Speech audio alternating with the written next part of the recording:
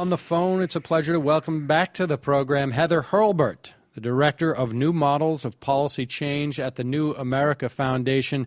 Heather, thanks for joining us. Sam, I'm still waiting for you to have me back when something good happens, but it's good to be here anyway. Well, all right. So I guess you've just tipped your hand here. Chuck Hagel announces his resignation. It seems like it was one of those special Washington resignations. Give me your sense of. Is this? I mean, what has brought us to this point? So apparently the White House has wanted him out for a while. Apparently they've been talking to him about it for over a month. There's been complaints around town for quite a while that morale was low at the Pentagon. That, as has happened before, it turns out that what makes you a good senator does not necessarily make you a good manager. And the feeling was there was a lot of discontent in the building and just mounting levels of hostility between Hagel and the White House over how things were getting done, how fast things were getting done. The Times had a story a while back about Hagel slow walking the release of the transfer of some Guantanamo detainees, of an exchange of letters. It's kind of unusual that your national security advisor has to send a letter to the Secretary of Defense. And the piece that was added to the puzzle today was this concern that Hagel, as one of his defenders said, Hagel went to the Pentagon to end a war. He didn't go to the Pentagon to start a war, that maybe his set of strengths and weaknesses were not what was needed to take on ISIS. Okay, so, I mean, there's a lot of stuff there. So we get a sense of where he stood on Guantanamo. Everything else, like, what is it that the White House wanted him to do that he wasn't doing fast enough? I mean, but the broader story that is sort of very general and, for someone who's not an expert at this as opposed to yourself, it appears that, Hagel was brought in to sort of wind things down and maybe sell that to the Pentagon, I guess. And then things have changed because of ISIS or because we're staying in Afghanistan, as announced Friday, I think, night, sometime, after dinner. So give us a sense of where was this rift, and along with that, the Pentagon's complaining, but they're also dealing with budget cuts. So was he the sort of the scapegoat? Give us where everybody was, not just the dynamic. Yeah. So Pentagon. The big thing that's happened on the budget front is that Congress can't agree on repealing or changing sequestration, which is imposing automatic cuts on the Pentagon that are being implemented in a way that's outside the Secretary of Defense's control. But, when you cut your family budget, maybe you cut your Starbucks budget more and your budget for heating oil less. And Hagel didn't have the discretion to do that. So, in that sense, in terms of trying to do the things Obama sent him there to do, events were totally beyond his control. You did, from a dynamics point of view, hear a lot of talk around town that he just wasn't a very good manager, that, as you said, he wasn't doing an especially good job either of selling to the Hill or of selling to his own workforce. And from some of the there's just been a river of nasty anonymous commentary about him this morning, which, I don't want to say it's unprecedented, but it's surprising that your Secretary of Defense, who you're going to keep in office until you appoint a successor, you've had all these White House officials out there on background saying, oh, he never talked in cabinet meetings, oh, we were all unimpressed with him, which, again, is odd. So, honestly, it does appear to me that there were substantive issues, and ultimately there was a huge stylistic gulf between Hagel and the team at the White House. And, I have to say that in that regard, obviously I have no way of measuring the guy short of his time in the Senate and his confirmation hearings, but he did a very poor job at his confirmation hearings, it seems to me. I don't know what accounted for that, but give me your sense. Is he that not well-spoken?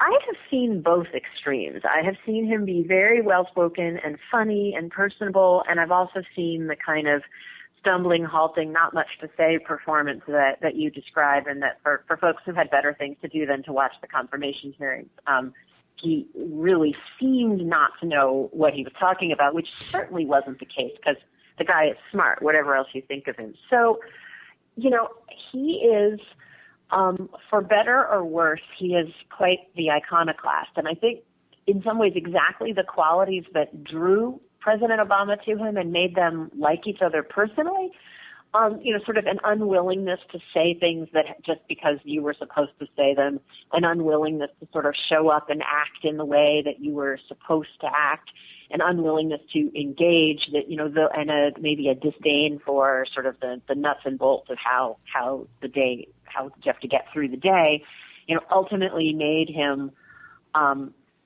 not able to save himself. But I want to stress it's some of those same qualities that I do think made him attractive, to Obama and to lots of other people who, remember, saw him as this kind of fabulous post-ideological, straight-talking, tell-it-like-it-is figure. Well, if it turns out if he doesn't have anything nice to say, he just doesn't say anything, that when you lead a large organization, that doesn't work. Right. And so So to the extent that this was about substance and not, I guess, sort of process and, sort of, I guess, White House intrigue, my understanding is that there was also sort of some type of the Pentagon was slightly at war with Susan Rice, and maybe that's a bit of an exaggeration. What does this say about where we're going in terms of foreign policy, and then use that as, I guess, a springboard to tell us who may replace Hagel? It is very weird that the guy has to sit around and wait for his replacement. Particularly, my understanding is he had just canceled a couple of trips, right? I mean, so he seems to have already half checked out at this point. Yeah, and particularly, as I say, after the avalanche of anonymous sniping that was unleashed this morning, it's very classy of him to agree to stay around. And you have to wonder how long it's going to take Congress to approve a successor. But I think, sort of the factor that answers both your questions is there is now the perception that we're back in a more wartime mode with the fight against ISIS. And I guess you could say in wartime, what you're going to want is a Secretary of Defense that can sell to the public and to allies, and to the Pentagon. So my guess there is that means the three criteria the White House is going to be looking for is, number one, do you get along with the inner circle? Number two, are you a charismatic figure? And number three, can you actually run the world's largest bureaucracy? And, the challenging thing about that, by the way, is that some of the candidates whose names you're hearing most loudly don't necessarily score on all 3 points. So I would not be surprised if they name, say, an outgoing senator on the grounds that person could get confirmed easily and then sort of be in place to lead. Because the other thing is this is a little bit of a lame duck job. 2 years is a very short time in the life of an administration. So there may be people who actually don't want the job right now. All right. So wait a second. So tell us, who are those names that we hear floated? The two names you've heard all over this morning are Michele Flournoy, who was the number 3 civilian in the Pentagon in the first Obama term, has a long history as a defense wonk, is a very, very credible and serious person, well liked across the aisle. Other choices: Ash Carter, Harvard academic, who was the number 2 in the Defense Department, which is more of an administrative job, again in the first term. Similarly, very well liked, although maybe a bit more controversial in some quarters. The reason, frankly, there's 2 reasons to pick Michele. One is that she's fantastically smart, and the other reason is that she'd be the first woman in the job, and it would be an achievement. Now, she's not an Obama insider. She's much more associated with the sort of Clinton wing of the party, and I don't know to what extent that will weigh on the White House. Carter Again, and she's also relatively more hawkish too, isn't she? I mean, I guess in terms of like relative to Hagel. Yeah, I mean, I don't know if that's a downside. Record, My guess would be that's not a downside for the administration, but I'm thinking, sort of from other perspective. Yeah, on both Iraq and Afghanistan, she was definitely more hawkish than Hagel. Some of the bizarre thing about this, frankly, is that Hagel, who had the reputation for, ending wars, not starting them, Hagel was out there saying some very, very extreme things about how great the threat from ISIS was.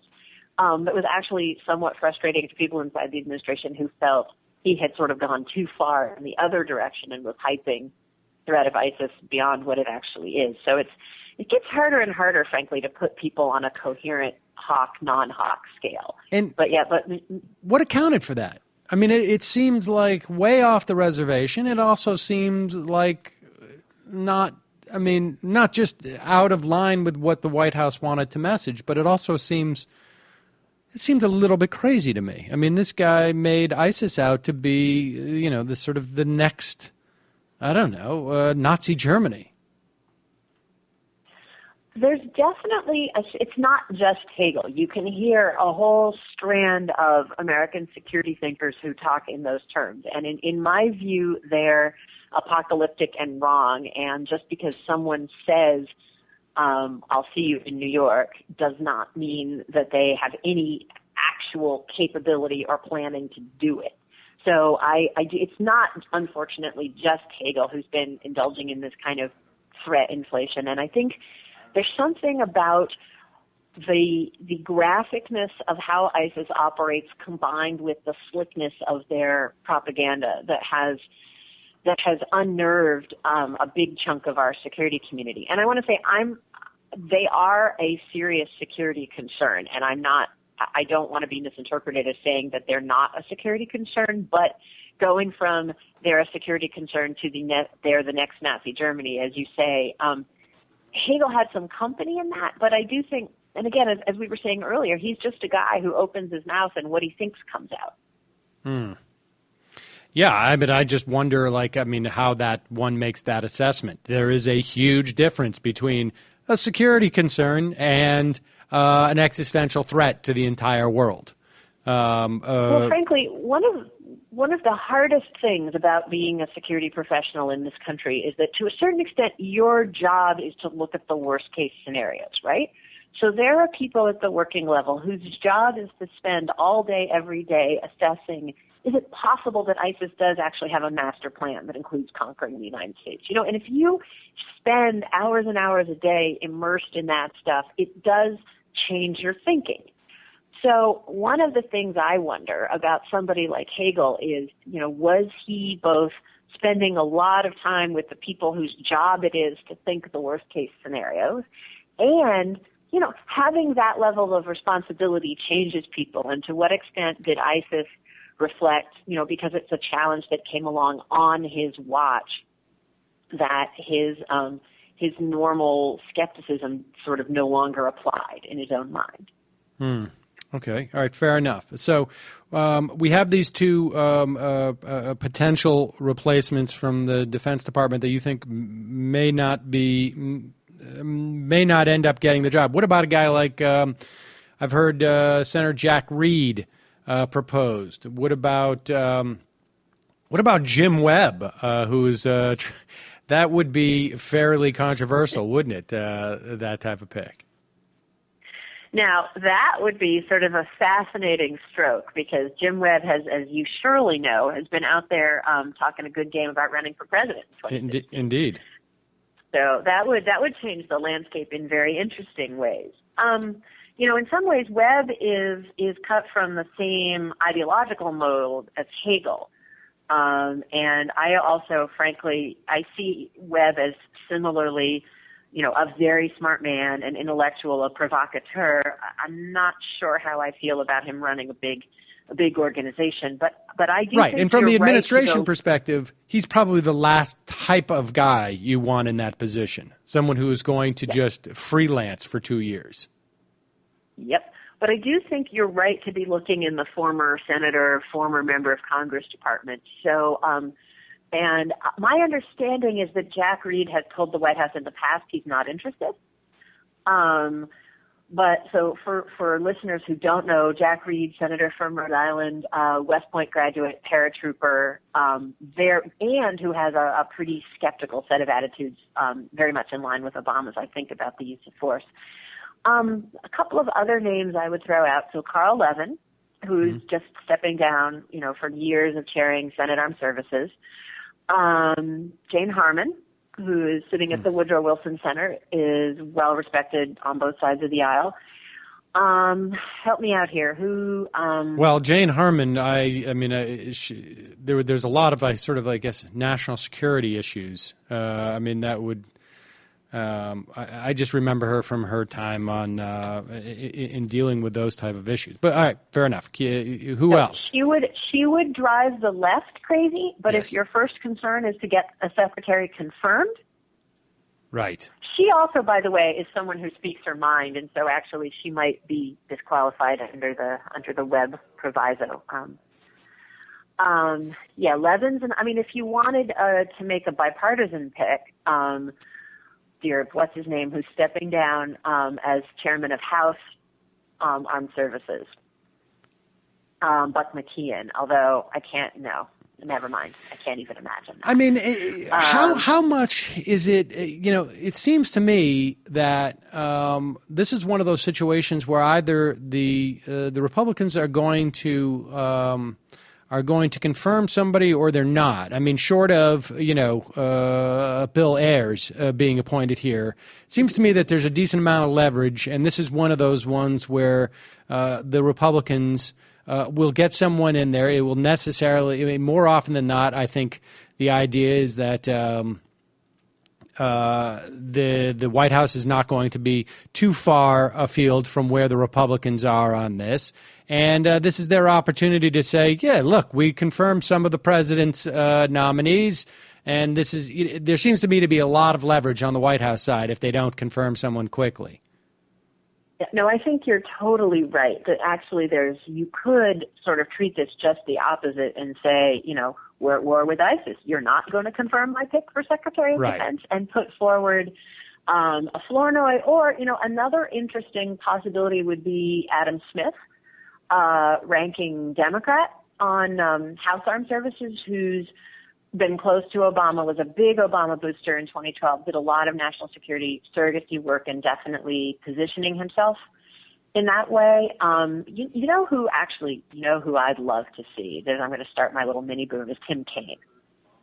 Tim Kaine. And why Tim Kaine? Tim Kaine. So Tim Kaine from Virginia was a governor, intimately acquainted with both the realities of running organizations and the realities of what military life, military installations are like because of the huge amount of presence he had to deal with in Virginia as governor. Serves on both Senate Armed Services and Senate Foreign Relations, and has really been a leader in carving out sort of non-interventionist but pro-engagement with the world, if you will, national security policy. I just heard him speak this past weekend, by the way. So I've got him on the brain, but talking about he's one of the leaders in insisting that the administration come to Congress and get authorization for the war in Iraq and Syria. On the other hand, saying, yes, I want to see Assad tried for war crimes, but I don't want to see regime change be part of U.S. government policy. He's been a very thoughtful guy about how do you set out a serious progressive national security policy, and he's a good team player. So I'd like to start a little Tim Kaine boomlet. Well, I don't you know that just Virginia have can lose him in the Senate. I don't know that Virginia can to lose him in the Senate though. But there, okay, Tim Kaine boomlet. You heard it here first. All right. Well, Heather Hurlburt, Director, New Models of Policy Change at the New America Foundation. Thanks so much for your time today. Genuinely appreciate the boomlet has been unleashed, and we'll see what happens. Thanks for having me.